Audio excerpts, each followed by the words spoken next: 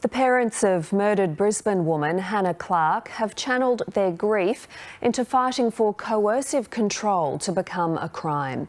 It's been a year since the horrific death of their daughter and her 3 children. The Queensland Government has promised to expand domestic violence legislation to make coercive control an offence within the next 4 years. But some academics have urged caution and are worried legislative change could backfire on victims. Rachel Rieger has tonight's special report.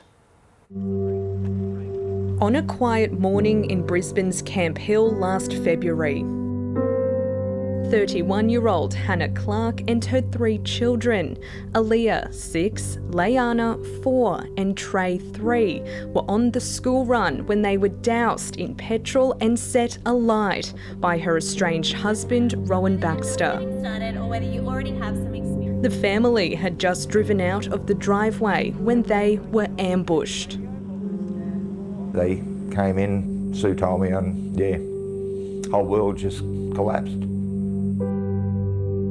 Despite having burns to most of her body, Miss Clarke calmly and clearly told first responders what happened as evidence before she was rushed to hospital and died that afternoon. Proud, not surprised. She was always very strong. Yeah.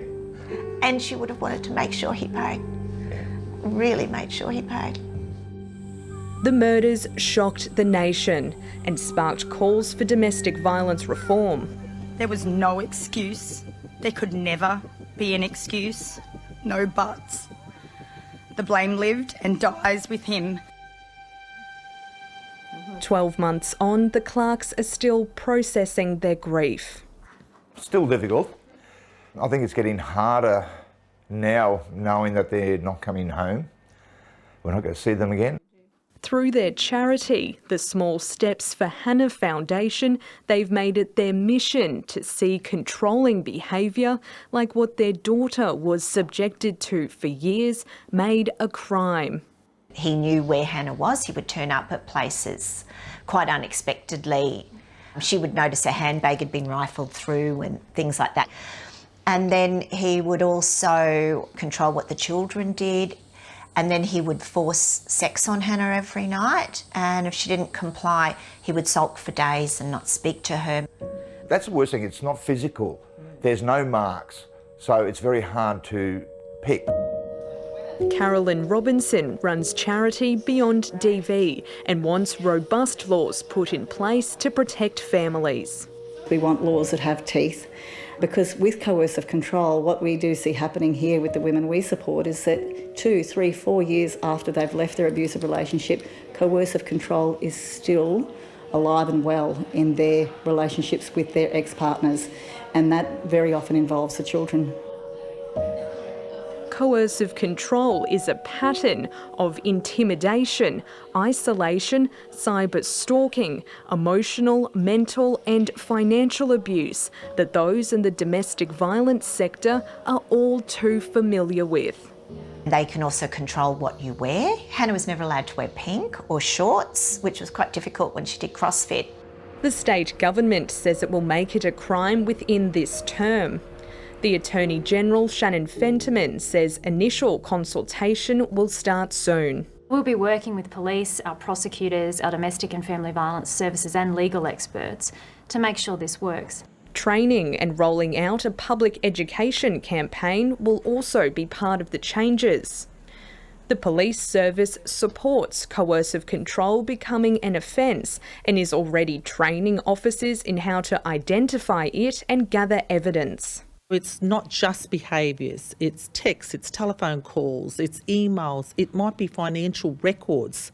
So it's identifying early what needs to be collected and collecting that efficiently as we can and making sure that is presented to court.